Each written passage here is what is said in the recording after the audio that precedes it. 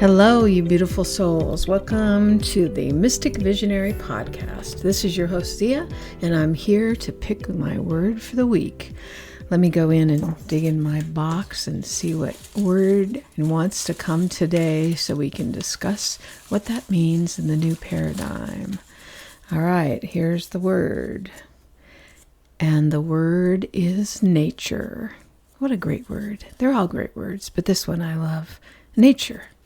All right, I'm going to go meditate on that word and what that really means in the new paradigm, and I'll be back.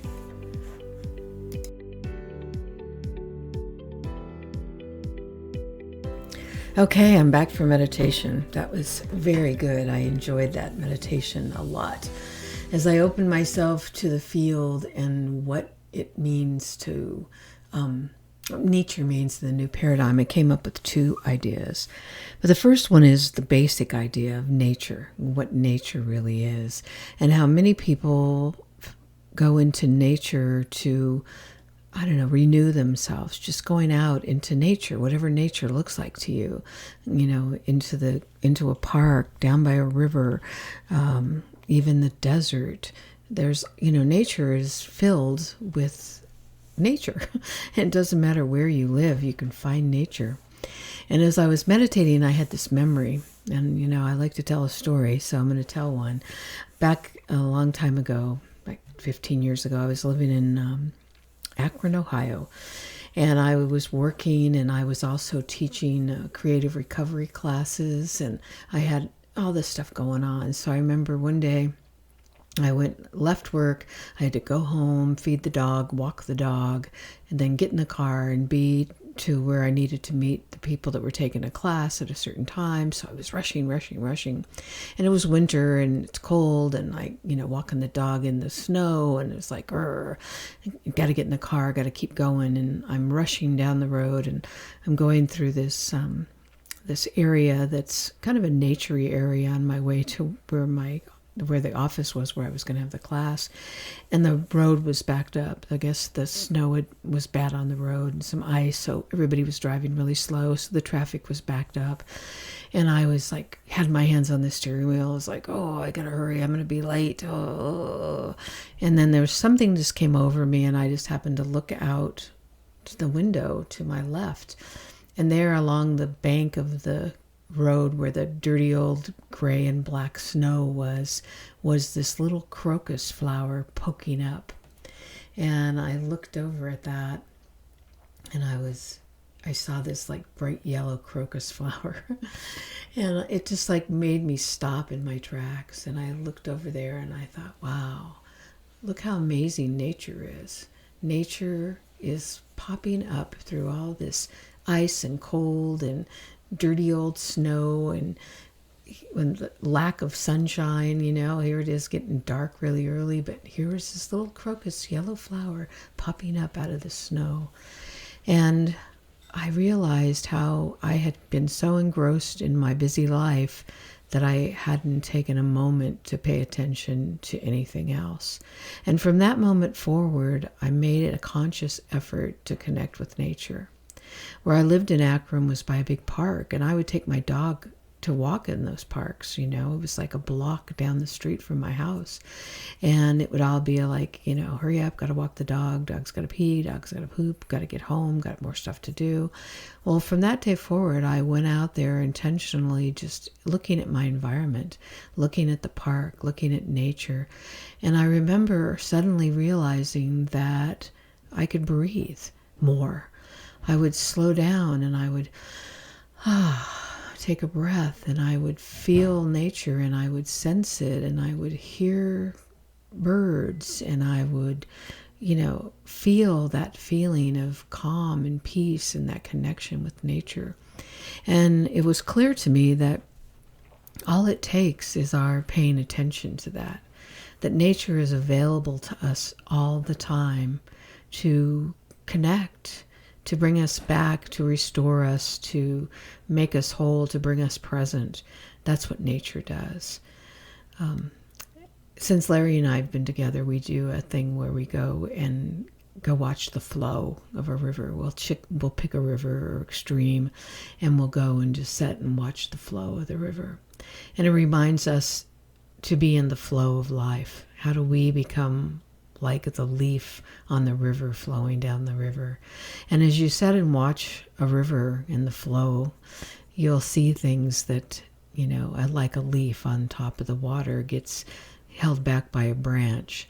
But then the branch, it builds up, more leaves come, and then the weight of the leaf suddenly in the flow of the water releases the leaves, and they go on back down the river, they flow along.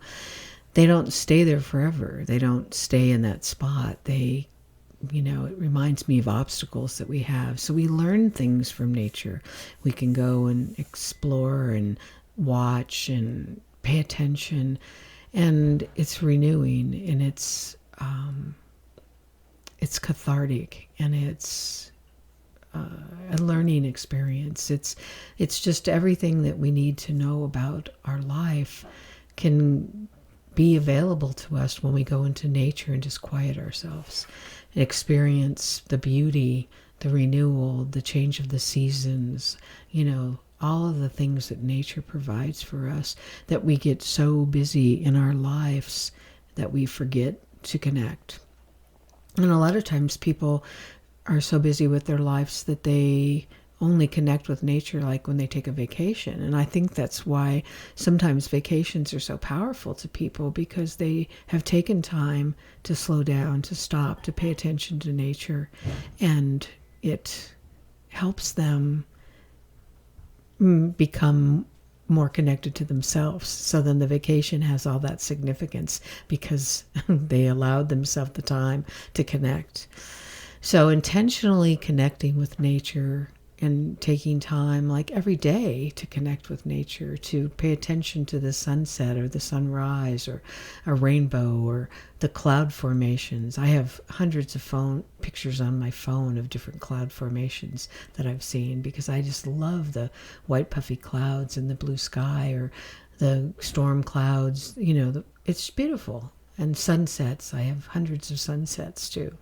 I think paying attention to nature is a gift that we forget, that's so readily available to us, that it's free, it's available, it's there all the time. It's there. You walk outside and you're there. And how many of us spend our lives indoors, connected to our screens, or engaged in activities that are distracting us, where nature brings us back to our center. So go out in nature. Nature in the new paradigm is recognizing that we are nature. And so that was the second part of what I got in the meditation, was the idea that we are nature. We are human beings, are part of the cycle of nature. And I'm actually in the middle of starting a new book right now based on this understanding that we are more than just our physical, we are energetic beings. It's one of the 5 guiding principles of the new paradigm, that we're multidimensional energy beings. And what that also means is that we are evolving just like nature. And I always, imagine in my mind, when I walk in the forest and I see the ferns on the forest floor, and these beautiful bright green ferns that grow out in the shade of all these giant, trees, but they're so vibrant and alive. But they start out at this little tiny, like half an inch size, wound up little ball, and then it starts to unfurl, and the fern grows out of that, and it expands, and then the fern leaf can be like 2 feet long, and all the little fern leaves come off of it.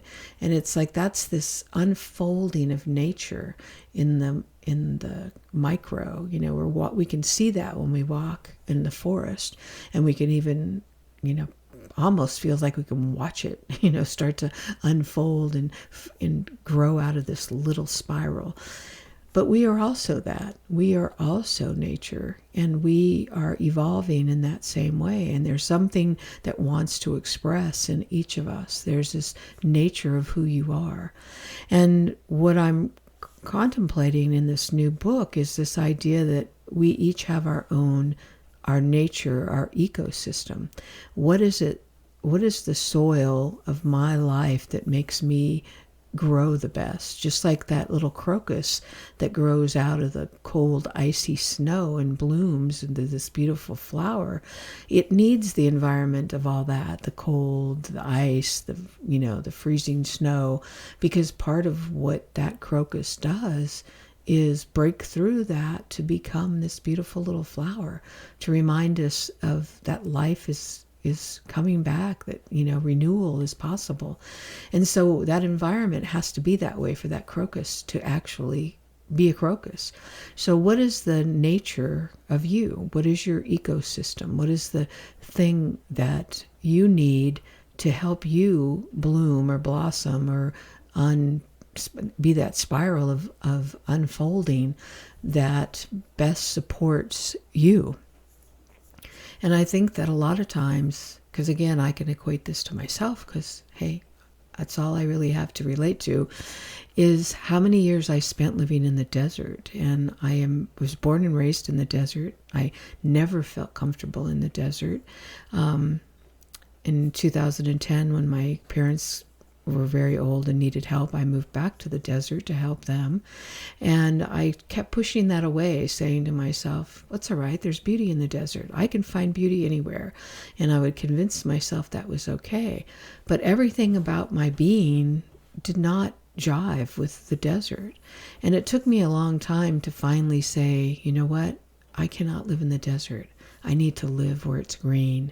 I need water. I need trees. I need ferns in the forest floor. In my biome, my ecosystem is a place where green is, where water is. That makes me feel whole, and that makes me feel alive. That is the place where I will thrive. So that's my nature. My nature is also that I love people, but I also love solitude. And if I have too much solitude and not enough people, then it affects me. Or when I have too much people and not enough solitude, that affects me. It's finding that rhythm and that balance that's my nature. And understanding that and becoming aware of it and conscious of what is your ecosystem that helps you thrive. That goes for relationships and jobs and places where you live, all those things. And what it requires for us to do is to pay attention to our nature, to pay attention to our inner knowing about ourselves. It's like that is this idea of know thyself, the idea of self-actualization, where you look within and you think to yourself, what is the environment? What is my nature? What is going to help me be the best I can be, to live the best life I can live, to be the greatest expression of me? And how can I create and support that environment that is my nature? That is what the new paradigm is really about, that we have spent too much time not paying attention to our nature, overriding it with the have-tos and the buts and the, well, it's okay, it's not that bad, all those things that no longer are working for people. And we need to really look inside and create environments that are the most nutrient dense for our soul. You have to grow your soul in the soil that will create the life and that is best suited for you. And that, sometimes I think people think that's selfish, but it's like you have to fill your own cup before you can give to others. And that's a big deal. And a big deal is having an environment and creating the nature that supports that environment, your nature, the nature of you. And it's different for every person. And people need to start taking that into consideration. That is part of what this, recognizing that guiding principle that we're multi-dimensional energy beings. We're not just the physical. We're more than the physical. We have this energetic body. We have this emotional body. We have the thought body, the spiritual body. It's like these are layers of us that extend beyond the physical, that have just as much impact on us as the physical, if not more. And when we completely disregard that, it affects the physical. So it affects our day-to-day life, and we don't even understand why. And what it requires in the new paradigm is for us to really dig into that and look at ourselves in that bigger scope of all those layers of who we are, and what is the soil and what is the nature of me that's going to create the best environment for me to thrive. And then finding that. If you're in a job that you hate, or if you're in a relationship that's making you crazy, or if you're living in a place that if you're in a city and you want to be in the country and you just dream of being in the country, then what can you do to find a way to go live in the country? Find a cottage, or do what it takes to change your life to support your nature. We only have this limited time as having this human experience, and I think we've spent way too much of it invested in this outward focus, like I've talked about many times before. It's like we have to connect with our true nature and determine what that our nature is for us. Like, what is your ecosystem? If you were a crocus, what kind of, if you were like the crocus, it needs all those different factors in order for it to thrive and to bloom. What do you need to thrive and bloom? Take that into consideration and really make choices based on that, and stop limiting yourself. I think that's the other thing. It's like you don't feel like there's a way out. Like when I moved back to the desert to take care of my family, my parents, it was like, oh my God, I made a mistake. I can't live here. What do I do? Well, I didn't feel like I had any choice. But I did. I always do. We all have choices. And I did make some decisions that changed the way that I lived, and it changed everything. So I think it's hard sometimes because it feels like other people are going to be disappointed or you're letting people down. But if you're letting yourself down first, how is that serving anybody? It's not. You need to get in touch with your true nature and what makes you thrive, and be that, or create that. It's like, don't be afraid to say, what, this doesn't suit me. I need a change. I need to really look within and find out like what my nature is. I think that's so important. And a good place to experience that and get in touch with that is to go out in nature and immerse yourself in that and breathe and connect and be present in the moment and get to know yourself. Getting to know yourself in that way is the greatest gift that you can give to yourself.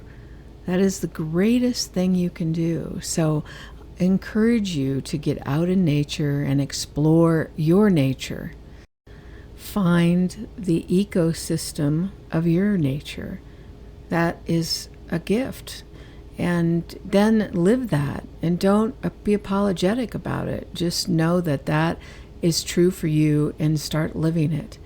I encourage you all to do that. Find your nature in nature. All right, have a great week. Thanks for listening, and I will see you next week with a new word. If you want to learn more about the 5 guiding principles of the new paradigm, you can listen to my audiobook, which is The Pocket Guide to the New Paradigm, which is a free audiobook on YouTube. I'll link it below. And the other thing that I have available is the Heart Archetype Quiz. It's a short quiz that answers the question, am I listening to the call of my heart?